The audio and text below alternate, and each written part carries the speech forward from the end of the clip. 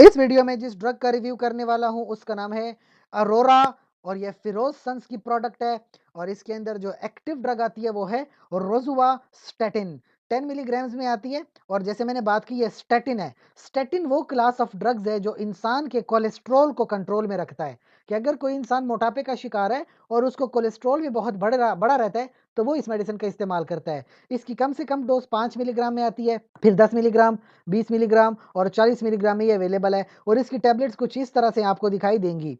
देखिए, इसका काम ये होता है कि इंसान के जिस्म में जो कोलेस्ट्रॉल है ना, ये उसको कंट्रोल में रखता है। अब कोलेस्ट्रॉल तो वैसे इंसान का एक बहुत इंपॉर्टेंट लिपिड है। मसला तब आता है जब इस कोलेस्ट्रॉल के लेवल नॉर्मल से ज़्यादा ब्लड के अंदर बढ़ जाएँ। तो इससे होगा ये कि ये ब्लड वेसल्स में फँस कर ब्लड वेसल को ब्लॉक करना शुरू कर देगा।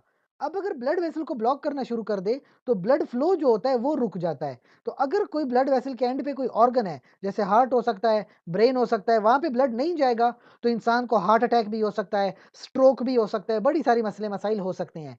लिहाजा इस कोलेस्ट्रॉल को कंट्रोल करना बड़ा ज़रूरी है।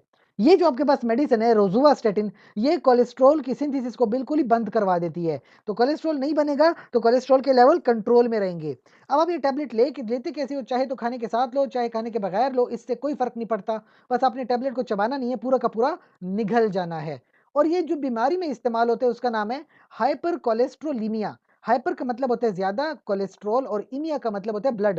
यानी ब्लड के अंदर जब कोलेस्ट्रॉल नॉर्मल से ज़्यादा बढ़ जाए, जिसकी वजह से ब्लड वेसल ब्लॉक हो सकती है, किसी को हार्ट अटैक हो सकता है, तो 10 से 20 मिलीग्राम की गोली सुबह में या शाम में आप ले सकते हो और 40 मिलीग्राम से डोज़ को बढ़ाना नहीं होता।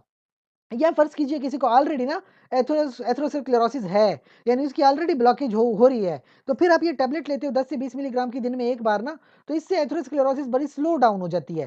साथ ही साथ जो एशियन पॉपुलेशन है, यानी वो लोग जो है इंडिया, चाइना, पाकिस्तान, बांग्लादेश में रहते हैं, उनके लिए हिदायत होती है कि वो 5 मिलीग्राम से डोज़ को शुरू करें और 20 मिलीग्राम तक मैक्सिमम जाएँ और देखें कि उनको फ़र्क पड़ता है कि नहीं पड़ता।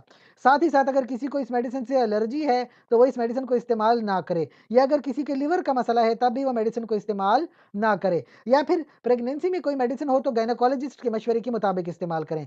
साथ ही साथ मेडिसिन के साइड इफेक्ट में मायालजिया यानी बहुत ज़्यादा थकावट आती है, हड्डियाँ दुखती हैं और साथ में कब्ज़ भी हो सकती है। लेकिन अगर ये प्रॉब्लम्स आपको बहुत ज़्यादा महसूस हो रहे हैं तो फिर अपने डॉक्टर से मशवरा कीजिए। साथ ही साथ हमसे कोई सवाल है तो कमेंट सेक्शन में पूछे। जाते-जाते चैनल को लाइक करें, कमेंट करें, शेयर करें, सब्सक्राइब करें। शुक्रिया।